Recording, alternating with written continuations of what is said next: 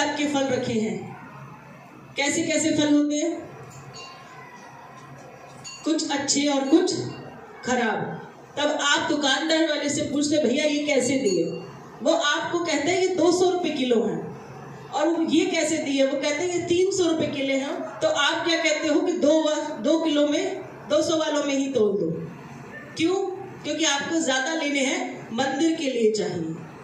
और ये जो 300 साढ़े 300 वाले में किलो ये तोल दो क्योंकि ये मेरे घर जाने हैं। बस इतनी ही बात में भगवत दीप का आपका संदेश पहुंच जाता है कि बांटने के लिए ये 200 वाला चुन रहा है और अपनी संतान को खिलाने के लिए ये 350 वाला चुन रहा है। इसलिए कहा कि इनके लिए कुछ लोग तो बड़ा सोच समझ के लो।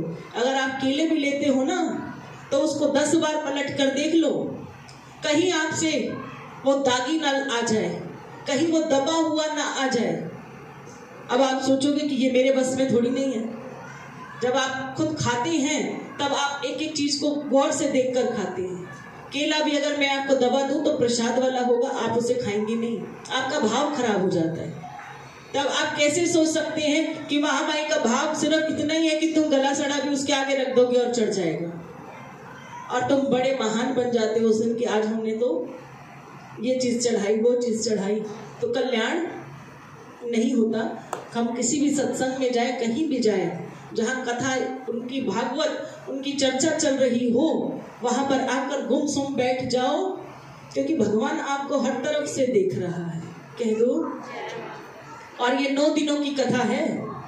9 दिनों में लगातार सारी बातों को बता रही हूँ। ऐसे में किसी की एब्सेंट आज लगी और किसी की कल लगी। तो एक बार बहुत पहले चर्चा हुई थी कि देखते हैं कि कौन सा ऐसा बच्चा है जिसने 9 के 9 दिन की यहाँ कथा सुनी। 9 दिन उसने यहाँ का आनंद प्राप्त किया या नहीं किया? कह दो जय माता दी। अरे कहीं काम आ गया होगा। मेरी बात याद रखना, अगर जगह बहुत सारी है तो काम भी बहुत सारे हैं। तो मैंने तो किसी को कहा कि हमारे पास तो जगह ही नहीं है और फिर काम भी नहीं है। एक यही बैठे हैं, सुबह दोपहर शाम रात कराती है। मैं तो सूर्य को भी नहीं देखने बाहर जाती। कह दो जय माता दी। मुझे नहीं पता सूर्य उदय कब हुआ और अस्त कब हो गया। तुम तो अंधेरे में जी रहे प्रभु, जैसा तू कराएगा वैसे करेंगे। घड़ी भी नहीं देखते। जब शुरुआत हो गई तो हो गई। कह दो जय माता दी। तो मैं बात आपको सुना रही हूँ आज की कथा जो स्कंद महामाई की है। तो जैसे आप स्कंद माता के नाम को लेकर पूजा करते हैं तो जो संबंध स्कंद का महामाई के साथ हो जाता है वही संबंध आपका भगवती महामाई से हो जाता है। देखो कि माँ ने, ये हम कहते हैं कि माँ तू तो जगत जननी है, तो खाली कार्तिक तेरी गोदी में कैसे है? तो जगत की माँ है तो फिर तो हमारी भी माँ हुई। तो अद्दू ने कभी हमें गोदी में क्यों नहीं बिठाया माँ? माँ का उत्तर आया कि मैंने कार्तिकेय को जब जन्म कराया तब उसके बाद उसे युद्ध को लड़ने की सारा विधि ज्ञान सिखाया। और सीखने के बाद जब मेरा पुत्र थोड़ा बड़ा हुआ और उसने सारे तीर कमान धनुष बाण सब चलाना सीख लिया अपनी माँ के हाथों से, तो एक दिन कार्तिकेय भगवान ने पूछ लिया, माँ मैं बचपन से ये कर रहा हूँ, इस सब को सीखने का उद्देश्य क्या है? तो माँ ने कहा कि बेटे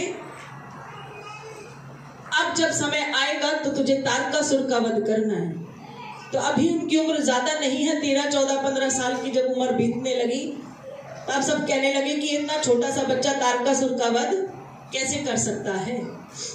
लेकिन कार्तिक भगवान को पता था कि माँ ने मुझे ये वचन दिया है और मुझे ज्ञान भी मेरी माँ ने दिया है, तो लोग कितना भी कह दे कि युद्ध वो तारकासुर है और तुम छोटे से बच्चे हो, युद्ध कैसे लड़ोगी?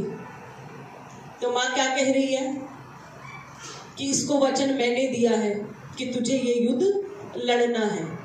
और कार्तिकेय कह रहे हैं कि ये बोला किसने है? ये मेरी माँ ने सिखाया है। और कोई भी माँ ये नहीं चाहती कि उसके बेटे के ऊपर इतनी सी भी चोट आ जाए, माँ नहीं चाहती। तो इतनी बात तो माँ की बिल्कुल पक्की है कि मैं ये युद्ध लड़ूंगा भी और विजय भवा भी अवश्य रहूंगा। तो इसीलिए माँ ने कि एक आवाज में मेरे बेटे कार्तिकेय ने मेरे वचन का पालन किया, इसीलिए वो उसकी गोद में विराजमान है। कह दो जय माता दी। तो आपके साथ भी वही है। अगर आपकी संतान आपके कहे में चल जाए, एक बार कह दिया कि चल बेटे आज सुबह यहाँ जाना है, कि ठीक है मम्मी चलता हूँ, तो आप उसे भी अपनी गोद में बिठा लोगे। अथवा ये एक ऐसा संबंध है कि आपका तो रहेगा पर बेटे का आपके साथ खत्म हो जाएगा। इसीलिए हमें शायद वहां बैठने का मौका इसलिए नहीं मिला क्योंकि हमारे जीवन में इतनी सी भी कोई बात हो जाए तो हम फटाक से माँ भगवती के ऊपर उंगली उठाते हैं कि इसने ये नहीं किया, इसने मेरे साथ ऐसा किया। लोग कहते हैं कि मैं इसकी जोत जगाती हूँ फिर भी मेरा कल्याण नहीं होता।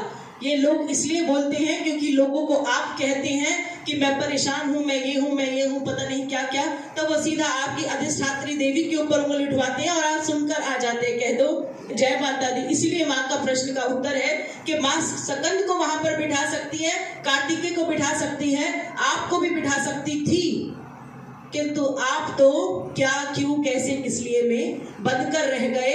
इसीलिए आज आप सोचो कि वो वहां पर है। अब सोचो कि काश मैं वहां होती, कि मैं भी माँ भगवती की इस गोद में आकर बैठ जाती। पर कब?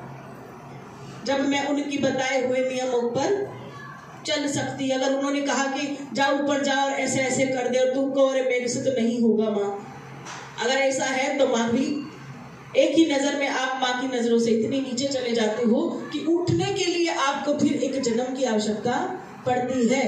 अब स्कंद माता की पूजा का क्या मतलब है कि यही वो संबंध है कि माँ जिस प्रकार आपने उसको गोद में बिठाया है, मुझ पर भी ऐसी कृपा करो कि मैं भी आपकी गोद में आकर बैठ जाऊं, आपको भी एक पल में ना दिखूं तो आपका मन भी ललायित हो जाए कि मेरी संतान